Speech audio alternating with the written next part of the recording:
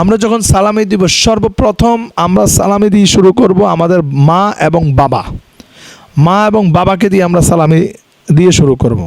উপার্জন যারা করি আমাদের উচিত আমরা পরিবারের যতগুলো সদস্য আছে প্রত্যেককে ঈদের দিন সালামি দেওয়া, অর্থাৎ কিছু হাদিয়া দেওয়া। এতে করে কি হয়, পরিবারের লোকরা আনন্দিত হয়, খুশি হয়। ঈদের দিন যখন ঈদ আসেই এই ঈদের দিন আমাদের প্রত্যেকের কাজ হচ্ছে ঈদের আনন্দটাকে ভাগাভাগি করে নেওয়া, সবার কাছে বিলীন করে দেওয়া, একে অন্যের সাথে সুখগুলা আনন্দগুলা উপভোগ করা। আমরা পরিবারের কর্তা যারা আছি, অভিভাবক যারা আছি, আমরা গার্ডিয়ান যারা আছি, বিশেষ করে ইনকাম আমরা যারা করি, আমরা যারা ব্যবসা করি, চাকরি করি, উপার্জন যারা করি, আমাদের উচিত আমরা পরিবারের যতগুলো সদস্য আছে প্রত্যেককে ঈদের দিন সালামি দেওয়া, অর্থাৎ কিছু হাদিয়া দেওয়া। এতে করে কি হয়, পরিবারের লোকরা আনন্দিত হয়, খুশি হয়। ছোট ছোট সন্তানগুলা তারা কিন্তু আপনার থেকে আমার থেকে কিছু পাবে, কিছু টাকা পাবে, এটার জন্য তারা আশা করে। তাদের এই আশাটাকে মাটি করা যাবে না। এবং কি আমাদের বিদ্যা যে মা বাবা আছে তারাও আশা করে, আমাদের স্ত্রীরাও কিন্তু আশা করে, ভাই বোনরাও আশা করে। এজন্য প্রত্যেকের এই আশাগুলোকে আমাদেরকে পূরণ করা দরকার। আপনার যে সাধ্য আছে আপনি একটা বাজেট রাখবেন সবার জন্য। আপনি একটা বাজেট করবেন, এই বাজেটটা প্রত্যেককে যাকে যতটুকু দিলেই তার চলবে আপনার মনে হয় তাকে ততটুকু দিবেন, কিন্তু আপনাকে একটা বাজেট রাখতে হবে। তো আমার মনে হয় এই সালামির জন্য কচকচে যে নোটগুলো আছে, যে কচকচে নতুন নোটগুলা রাখার দরকার। কারণ আপনি কচকচে নতুন নোট যখন দিবেন তখন কিন্তু তারা একটু আনন্দিত হবে, মানে একটু উৎফুল্ল হবে। সেজন্য আমরা যখন এই সালামিটা যখন দিব, হাদিয়াটা যখন আমরা দিব, হাদিয়া দেওয়া সুন্নাহ, নেওয়া সুন্নাহ। হাদিয়া দেওয়ার মাধ্যমে সম্পর্ক মজবুত হয়, গভীর হয়। আমরা যখন সালামি দিব সর্বপ্রথম আমরা সালামি দিয়ে শুরু করব আমাদের মা এবং বাবা। মা এবং বাবাকে দিয়ে আমরা সালামি দিয়ে শুরু করব।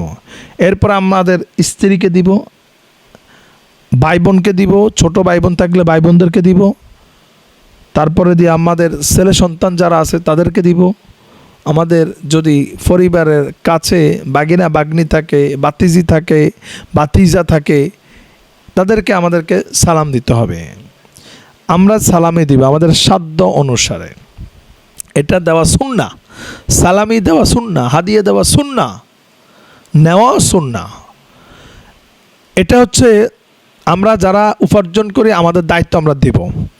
এখন আসেন পরিবারের যাদেরকে সালামিটা দেওয়া হবে তাদের দায়িত্ব, তাদের কাজ হচ্ছে আপনাকে যে সালামিটা দেওয়া হয়েছে এটা হতে পারে আপনার কাছে সামান্য কিছু বা হয়তো কম কিছু হাদিয়াটা, কিন্তু একটা কথা মাথায় রাখবেন, আপনাকে যে হাদিয়াটা দেওয়া হয়েছিল সন্তুষ্ট করার জন্য, খুশি করার জন্য, আপনার পরিবারে আরও 8-10 জন সদস্য আছে, আরও 5 জন সদস্য আছে, আরও 2 জন 4 জন সদস্য আছে, তাদেরকেও কিন্তু খুশি করতে হবে, তাদেরকেও দিতে হবে।